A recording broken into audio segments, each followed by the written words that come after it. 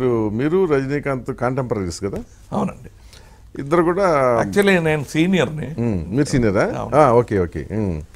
So ఇద్దరు కూడా equal putting. తర్వాత అయితే అంటే both of you respect each other, though fans rivalry ఉన్నా కానీ ఇదివరకు కలిసి పనిచేశారు కదా, ఇప్పుడు ఎందుకు కలిసి పనిచేయలేకపోతున్నారు? అది అప్పుడు ఒక producer, I know my remuneration was at that time 2.5 lakhs. So they said fantastic picture, ఇద్దరు కలిసి చేయాలి, మీకు 175 ఇస్తాను. అదెందుకండి 2.5 lakhs, నాకు పెద్ద పిక్చర్ కదా అన్నారు. దెన్ తీసుకుని చేశాం. దెన్ రజనీ గారితో అడిగితే ఎంత ఇచ్చారు మీకు అంటే, నాకు 1. So he has spent only 25,000 more to get 2 people. Two smart అంటే I said it's very good, but ఇదే చేస్తూ ఉంటారు. Instead of 1 remuneration we will get 1/2. ఇంకా చేయకూడదు మనం. You are capable of becoming total separate hero, you must become that అని we decided. Open గా చెప్పేసాం అన్నమాట. ప్రెస్ మీట్ పిలిచి అందరిని పిలిచి we side we will not be doing films together because of this experience. And next day we each got 3 lakhs. అవునా?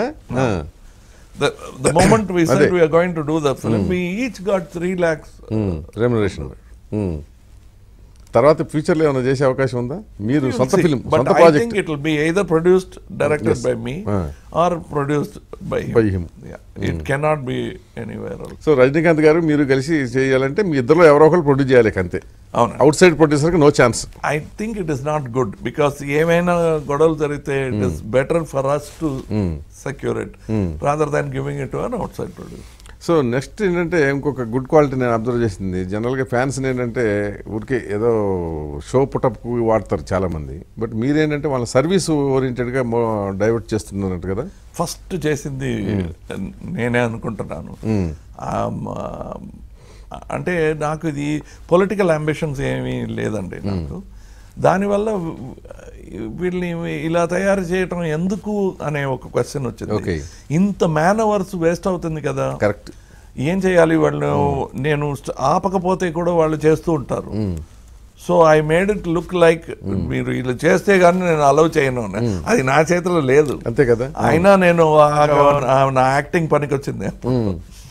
అప్పుడు చెప్పాను, మీరు చేయాలంటే నా పర్మిషన్ కావాలి, నేను ఇలా చేస్తే గానీ ఇవ్వను అంటే ఒప్పుకున్నారు. ఓకే.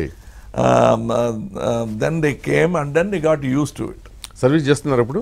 అవునండి. I'm very proud of my boys because yes they do it clumsily, they are not an organization, they are not a government. At least that is a good trend కదా అసలు. Fantastic, because they have donated right now about 2 to 3 lakh eyes have been donated, which means 6 lakh, 4 to 6 lakh people can have get eyesight.